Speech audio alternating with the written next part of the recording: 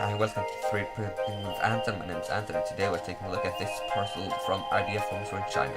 This is 4-meter PDF tube that was included with my E3D V6 clones that I will unbox later in this video.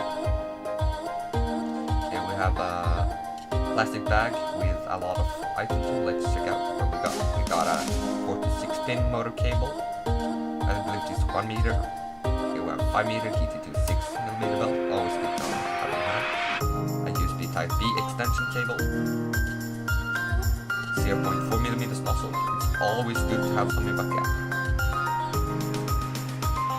Here we have the different teeth rows with lining and some pneumatic fittings.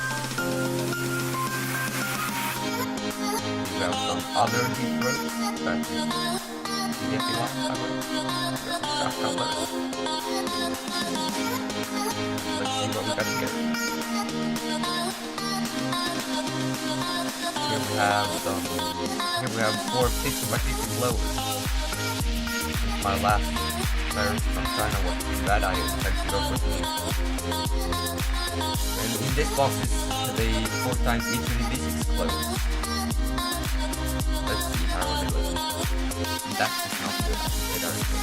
They should not be sticking out that much as the run either. Let's see what we got in here. Oh, this is the MKS GEN L board from Makerbase.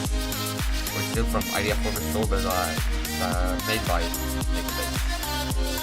And in here, in the plastic bag, I believe we have some TMC2130 v1.1 that comes included with 3 DuPont cables and a screwdriver and a heatsink. We also have a USB Type B cable for plugging the board. And the TMC2130 v1.1 is from Fisker.